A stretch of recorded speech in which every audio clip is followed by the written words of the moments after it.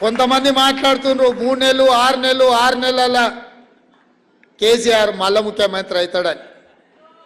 అయ్యా, అనుకునేటోళ్లకు ఆశపడేటోళ్లకు ఒక మాట చెప్పదలుచుకున్నా. మొన్నటి ఎన్నికలల్లో ప్రజలు బొక్కలు ఇరగొట్టి బోర్ల పడేసిరు. మీ బొక్కలే చక్కగా కాలేదు, ఏ రకంగా మళ్ళీ ఈ రాష్ట్రానికి ముఖ్యమంత్రి అవుతామని పగటి కళలు అంటారు. చేసి చూడండి, ప్రయత్నం తెలుస్తుంది మీకు. ప్రజల యొక్క ఆగ్రహం ఆనాడు నాదెండ్ల భాస్కరరావు గిట్లాంటి వేషాలు వేస్తే ఊర్లకు ఒక్కరిని కూడా రానియలే ప్రజలు. ఇవాళ అట్లాంటి ఆలోచన ఎవడన్నా చేసిండంటే గ్రామాలలో ఇక్కడ ప్రజలు గోరీలు కడతారు. మళ్ళీ మీ గోరి మీరు కట్టించుకోవాలనుకుంటే బతుకుండగానే తెలంగాణ ప్రజలు మీకు గోరి కట్టాలనుకుంటే ఇట్లాంటి విపరీతమైన కోరికలు మీ మెదడులో వస్తాయి. అది మీ ఒంటికి ఇంటికి మంచిది కాదు. ప్రజలు ఎన్నుకున్న ప్రభుత్వాన్ని ప్రజలకు మంచి పరిపాలన అందించడానికి ప్రతిపక్షంగా సలహాలు సూచనలు ఇవ్వండి. మా ప్రభుత్వం ఎప్పుడు ద్వారాలు తెరిసే ఉన్నాయి. చేతనైతే సలహాలు ఇవ్వండి, ప్రతిపక్ష పాత్ర పోషించండి తప్ప. అక్క కూడా ఇంతకుముందు అన్నది, ఏంది తమ్మి వాడు గని మాటలు మాట్లాడుతుంటే నువ్వేం అంటలేవని. నేను అక్కతో చెప్పిన, అక్క వాడిని అక్కసే వెళ్ళగక్కుతున్నాడు, మనకెందుకు, మనం కుర్చీలో కూర్చోవడమే వానికి వేసే శిక్ష.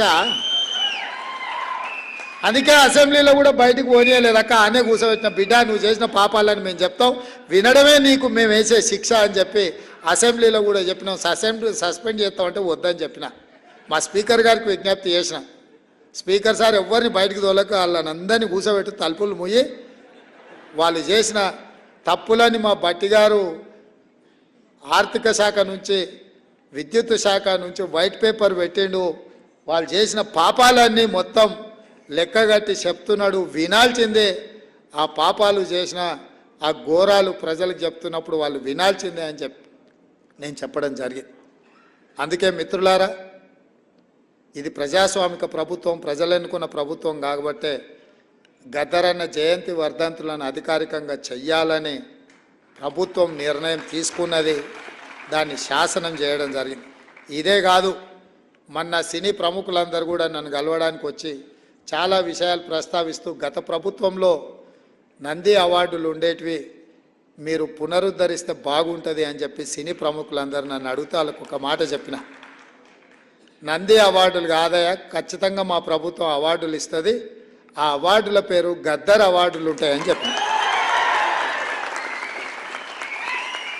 తెలంగాణ రాష్ట్రంలో కవులకు, కళాకారులకు, సినీ ప్రముఖులకు రాష్ట్ర ప్రభుత్వం తరఫున అధికారికంగా ఇచ్చే అవార్డులకు గద్దర్ అవార్డ్స్ అనే పేరు పెట్టి గద్దరన్నను గౌరవించుకుందామని చెప్పి ఈ వేదిక మీద నుంచి చెప్తున్నా. ఇదే శాసనం, ఇదే జీవో అని చెప్పి, నా మాటనే జీవో.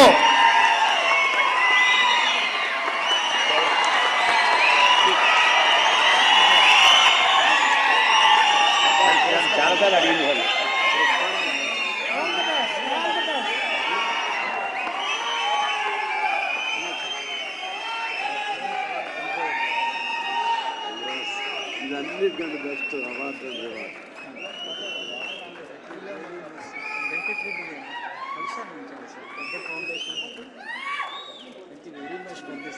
గొప్ప నిర్ణయం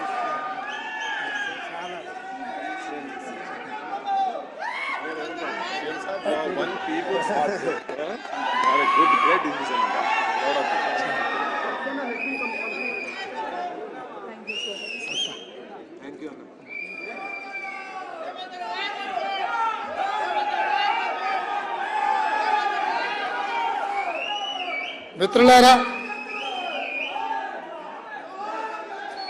అది కూడా